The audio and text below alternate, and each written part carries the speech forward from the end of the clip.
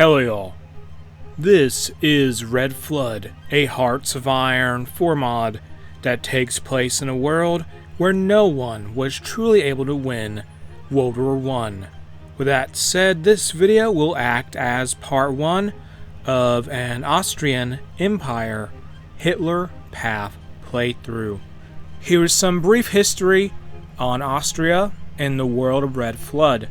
Following the Great War, the Austro-Hungarian Empire collapsed, and Austria has found itself the sole remnant of the Habsburg crown. Despite devolution and the chaos, the Austrian army held firm, securing the safety of the Germans under their occupation. Germany fell to a workers' state. Their revolution spread to Hungary, and a mass delusion calls itself France. Austria is now isolated by antagonistic radicals. Kaiser Franz Ferdinand, despite his benevolence, is stubborn and inflexible. People crave change, and radicals threaten the core of society. But whatsoever happens, indivisible and inseparable, Austria will endure. We have started. Now let's go to our national overview, where we can see that we have 3 national spirits, and they are Red Threat, Nationalist Rumblings, and Ongoing Federalization. As for the ruling ideology of the country, it is social conservatism. Meanwhile, the leader of the nation is Franz Ferdinand I. He is the Kaiser, of course, at this time, and he has the leader trait popular figurehead, which grants us 15% stability. He also has a very lengthy biography. I'll say that for sure. Now going to the focus tree, let's start doing the Emperor's new cabinet, which will take only 7 days. I hope all of our focuses are short like that. But let's go to the research tree now. Start doing, say, basic machine tools, construction 1, as well as electronic mechanical engineering, and say support weapons 1. Yes, do all that. We have some free military factories, quite a few. Get more on rifles, put some on artillery. I don't think we have any templates that use artillery, maybe, as far as infantry as far as divisions go for our army.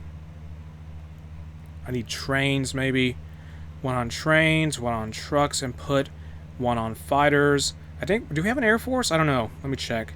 Do we have an air force? I know our army has 12 divisions. 4 are mountaineer divisions, 7 are infantry divisions, and 1 is a cavalry division.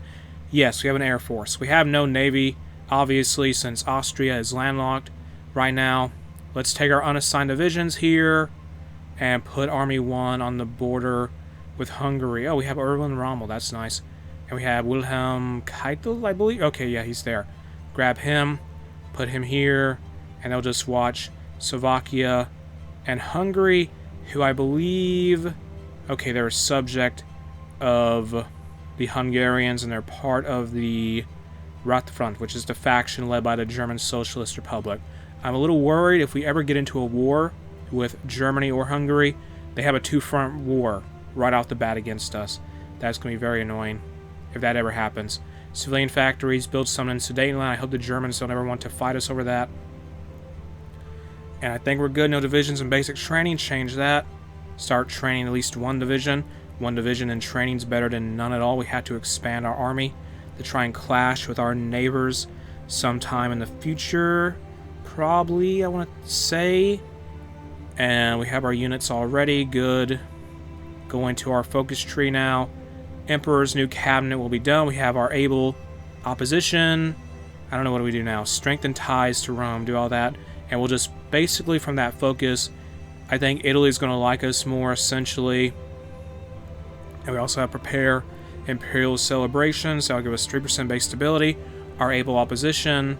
Let's go ahead and do prepare imperial celebrations, as well as our able opposition. This will increase the popularity of progressivism within the Austrian Empire. So that's something we got to be aware of. Do all that. Then we'll do, say, gauging the GSS. So I want to read that, probably, because it's going to be important for the sake of understanding this playthrough, I think. Do this here, good.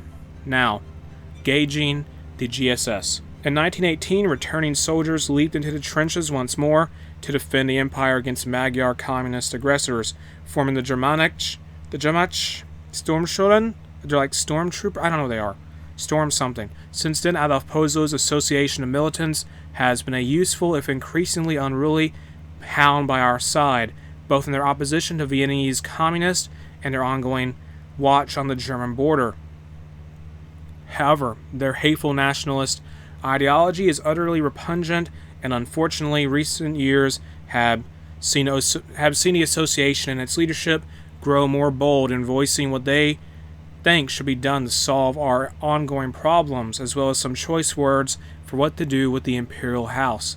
It would be prudent for us to meet with the charismatic Pozel to ensure his priorities still match our own, lest this mad dog decide to buck his leash and turn his bark into bite. From this, we'll get 5% base stability and minus 20 political power. So that all in all will take 7 days, like every other focus we've done so far. I'm pretty sure this is like an opening tree, I think, for the Austrian Empire. We just got to get this done, though. Come on. Gouging the GSS is done. Now we'll do Ender Brother Kane, which I'll read for the sake of the fact we're going to get an event after we do this. It says here, this focus is attached to our able opposition and their brother Kane. So, continuing on from that. Of course, the road to a loyal Social Democratic Party left malcontents behind. The so-called authentic SDAP and the communist KPO are threats not only to the imperial state structure, but to Austrian nationhood as a whole. These cat paws of Berlin are subject to plenty of harassment from the government and paramilitaries, but still do command a base in some sectors of the cities.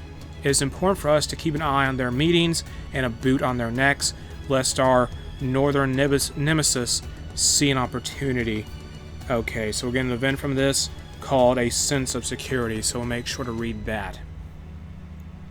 That'll be here in a little bit, so read this now. It says, social malaise runs rampant in the empire because of the growing boldness of socialist trade unions and agitators alongside the ever-vigilant eye of the red behemoth to our north. Many within our government stress the need of finishing up the repression campaign on the left, especially the ASDAP.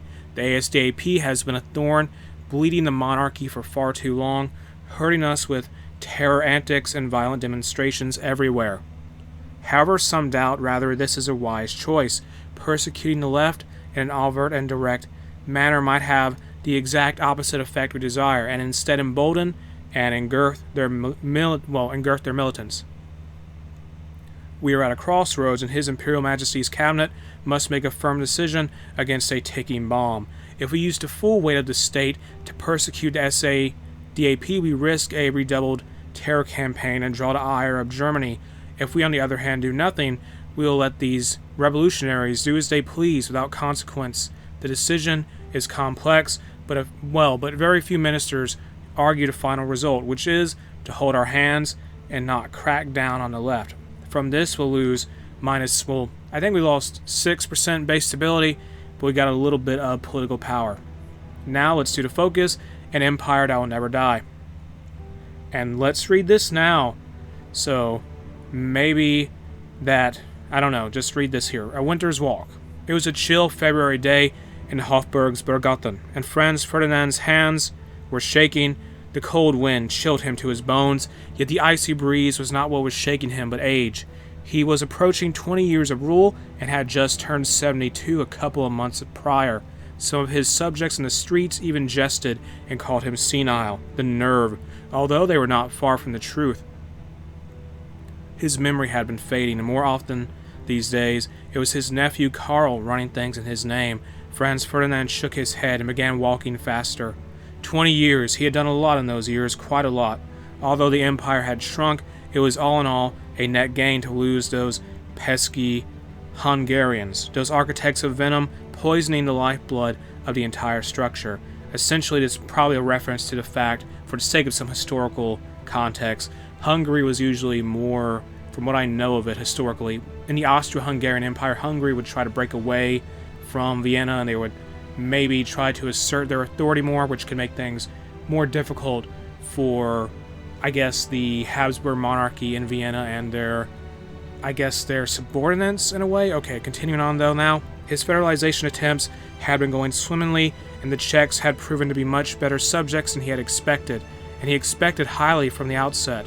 Franz Ferdinand's head began to hurt as he tried recalling all the events of the last 20 years.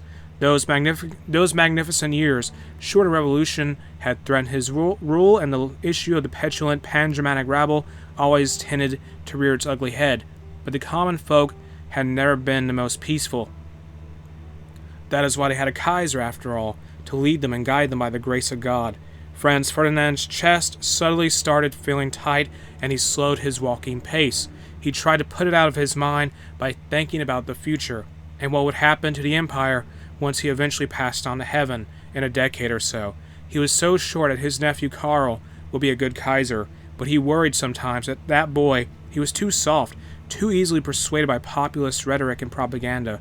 It made him popular, sure, but in the wrong hands, he could upend the entire monarchy, and in these times, that was all Austria had. The Kaiser was a symbol of stability and safety, and without a Kaiser, thud, thud, thud, Franz Ferdinand's heart was tighter than a drum. Even though he had been standing in place for minutes at this point, his vision started swimming, and his eyes shot wide open. Dear God, help, someone help me, please. His speech was cut short by a wave of pain, and he fell to the floor. This was it, was it not? The end. And so soon, he still had so much left to do. So much. His eyes, slowly closing, saw a figure approach him from above. An angel, come to take him to heaven? His lips creaked out a soft answer to this grace, and Franz Ferdinand's last words were, I'm ready, Lord. And so Franz Ferdinand dies, and we lose minus 20% base stability, which is pretty brutal. No national focus said the Kaiser is dead. This will take 7 days. Okay, so now the Imperial Council is in charge of the country for now, and the Kaiser is dead. That is a big deal. Let's now complete Long Live the Kaiser. Karl is going to succeed Franz Ferdinand, who I believe is the nephew of Franz Ferdinand. Yeah, I think so. The Mongolian People's Army declared war on the Anhui clique. That's over in China. Okay. And now we got to get an event. Karl crowned in Vienna.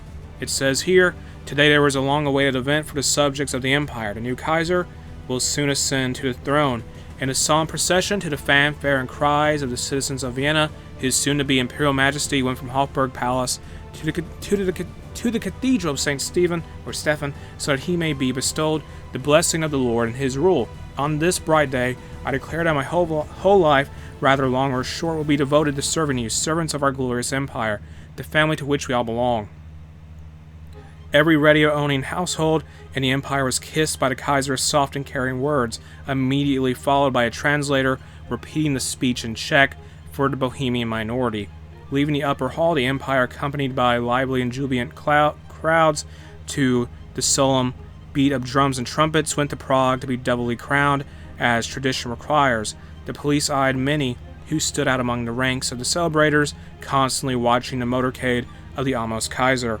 A handful of troublemakers were arrested and interrogated, and while some of them were just curious onlookers, others bore a more suspicious design.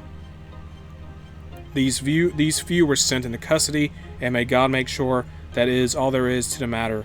Long live the new Kaiser, guide us to prosperity. And now the Imperial Council has retired, and Karl is the new leader of social conservatism in the Austrian Empire, effectively. Now we gotta wait in the focus tree. The coronation of Karl I. It says here,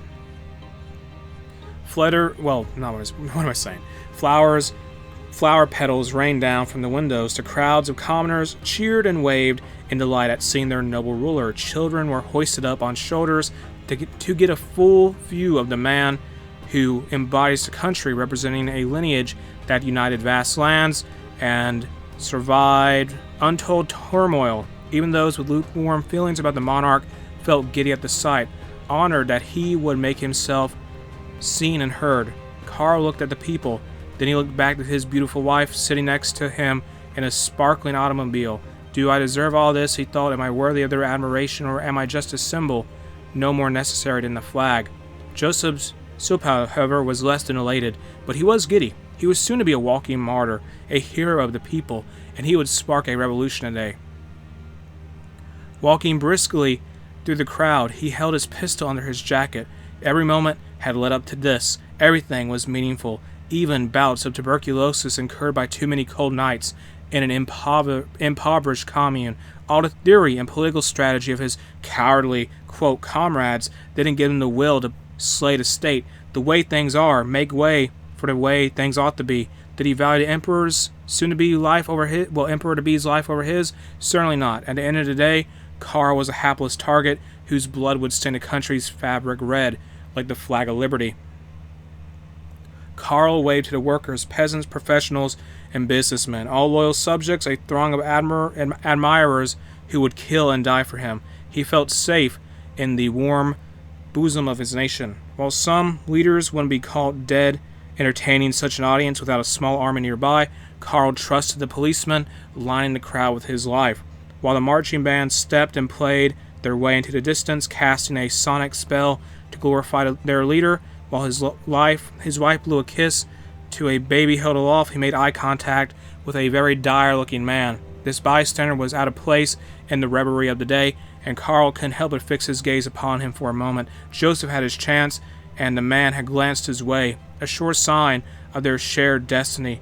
Out came the pistol, and over a guard's shoulder he placed 3 bullets into the would-be tyrant's chest. The princess screamed as if it were she who had been shot. If the guards had returned fire, they would have massacred the crowd, but there was no need. As multiple men tackled Joseph and began hammering on his head with their hats, the guards shouted to them to cease, and they gathered around the man of the hour. He was to be made an example of exactly how he envisioned it. Surely, if the death of Karl couldn't spark something, his death would.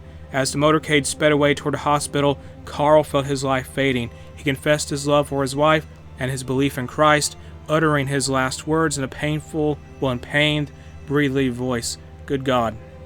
Now, Vienna is gripped by revolution, shocking all today, as protests in Austria over the death of the Kaiser Ferdinand have escalated to staggering degree all across the empire. Cities such as Vienna, Prague, and even Leibach have all broken out in socialist uproar, and barricades have been constructed from street to street. Violence and counter-violence alike have spread throughout the country, as both imperial forces and German nationalists have begun the brawl with the communist agitators.